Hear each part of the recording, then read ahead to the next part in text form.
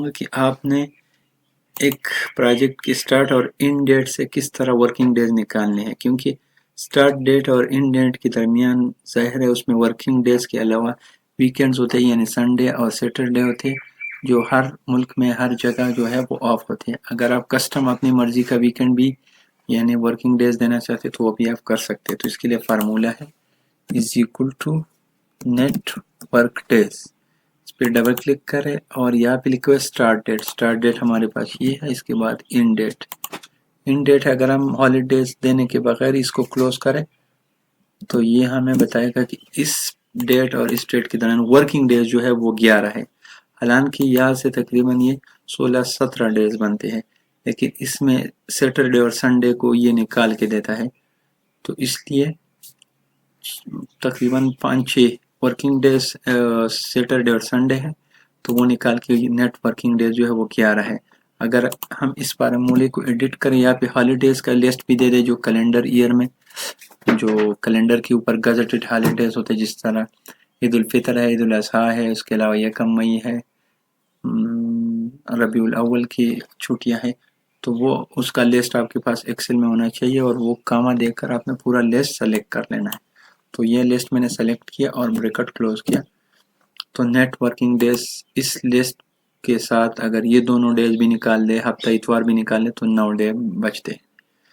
इसके अलावा अगर आप इसको नीचे ड्रैग करेंगे तो ये, लेकिन उससे पहले आपने इस वैल्यू इन दोनों वैल्यूज को लॉक कर लेना है। तो उसके लिए यहाँ पे क्लिक करके आपने F4 प्रेस कर लेना है, ठीक है, और ताकि ये वैल्यूज जो है ये लॉक हो जाए। अब मैं दोबारा इसको ड्रैग डाउन करता हूँ।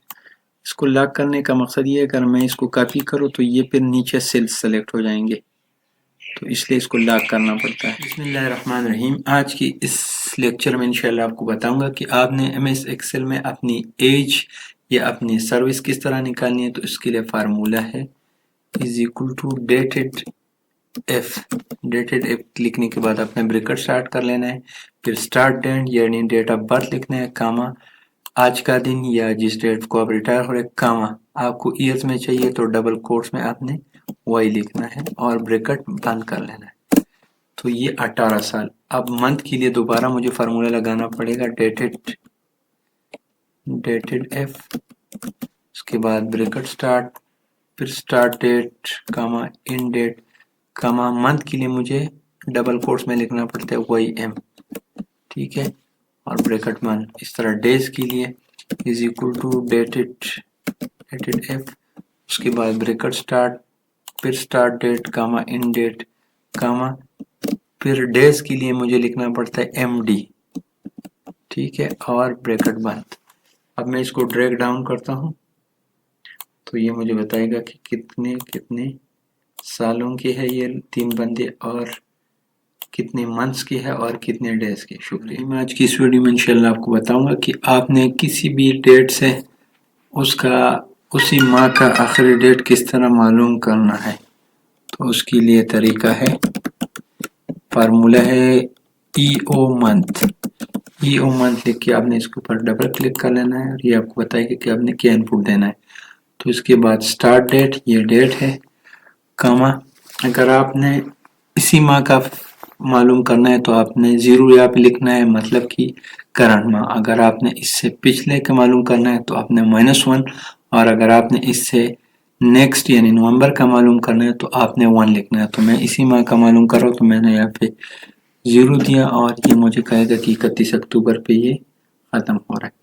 अगर मैं चाहता हूँ कि इससे एक माह आगे उसका एंड डेट क्या होगा तो 30 नवंबर है। अगर मैं चाहता हूँ कि इससे एक माह पीछे तो -1 कर दूंगा और ये मुझे बताएगा कि इससे एक माह पीछे सितंबर है और उसका एंड मंथ -1 दे के वो 30 सितंबर है। शुक्रिया।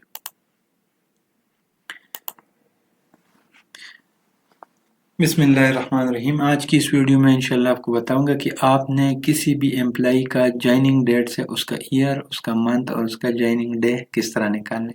सपोज ये मेरे पास 4-5 बंदे हैं और ये इनकी ज्वाइनिंग डेट इनके सामने लिखी हुई है 12 अक्टूबर, 12, 13 जून 2014, इस तरह 15 अगस्त, इस तरह 16 नवंबर, 17 दिसंबर। तो इनका ईयर, मंथ और डे किस तरह निकालते हैं, इसके बड़े फ़वाइद हैं, मैं आपको बाद में बताऊंगा वीडियो के आखिर में।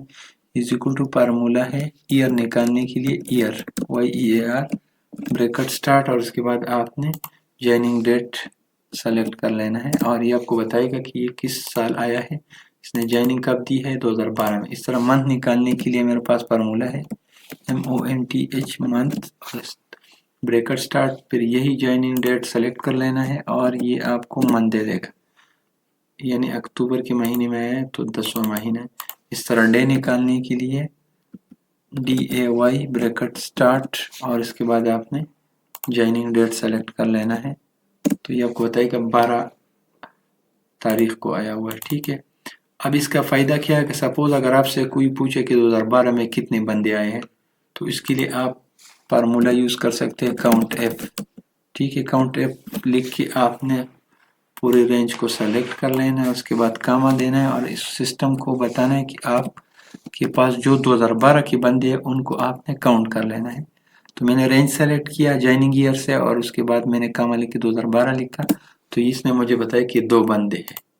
इस तरह आप मंथ के लिए भी कर सकते हैं, आप डे के लिए भी कर सकते हैं, तो इसके बड़े फ़ायदे। आज की इस वीडियो में इंशाल्लाह आपको बताऊंगा कि आपने किसी भी प्रोजेक्ट के का जो एंड डेट है वो किस तरह निकालना है। लेकिन फ़र्ज़ किया आपके पास एक प्रोजेक्ट है जिसका स्टार्ट डेट है 21 अक्टूबर है या कोई भी डेट आप ले सकते हैं और वो 10 दिन 12 या 14 या 22 दिन में कंप्लीट होता है, तो उसका एंड डेट क्या होगा? क्योंकि अगर इसके अंदर वीकेंड के अंदर हफ्ता इतवार यानी छुट्टी भी होती है और हॉलीडेज जैसे कि यकम मई हो गया, ईद उल फितर हो गया, ईद उल अज़हा, वो छुट्टियाँ भी आती है, तो इसका एंड डेट आप किस तरह निकालते हैं? इसके लिए फार्मूला है work days is equal to work day, उसके बाद आपने ब्रैकेट स्टार्ट कर लेना है।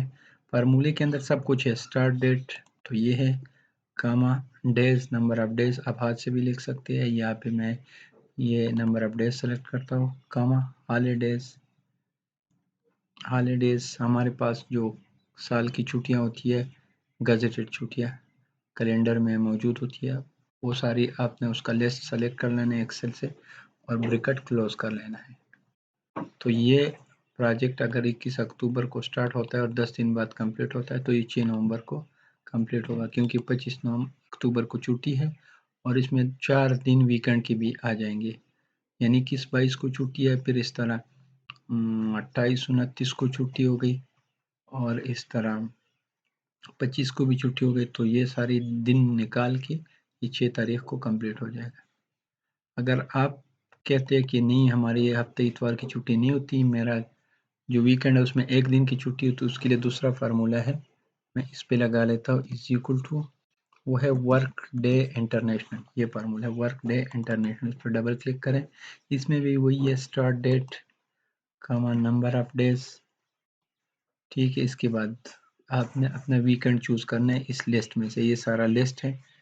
तो सपोज मैं कहता हूँ इसे कि मेरा सिर्फ संडे को छुट्टी होती है, तो ये 11 नंबर जो वीकेंड है इस पर डबल क्लिक करूँ तो 11 नंबर वीकेंड यानी सिर्फ इतवार को छुट्टी होती है और हॉलीडेज अगर है तो उसका लिस्ट यानी जहाँ पे एक्सेल में पड़ा वो भी सेलेक्ट करें। मेरे पास ये है लिस्ट, तो मैं G13 सेलेक्ट करता हूँ, G13। ठीक है, और ब्रैकेट क्लोज कर लेता हूँ। तो इस प्रोजेक्ट में अगर हफ्ते को छुट्टी नहीं और इतवार को छुट्टी है और 12 दिन का प्रोजेक्ट है, तो ये 21 अक्टूबर को स्टार्ट होगा लेकिन ये 6 नवंबर को कंप्लीट होगा। ठीक है, शुक्रिया।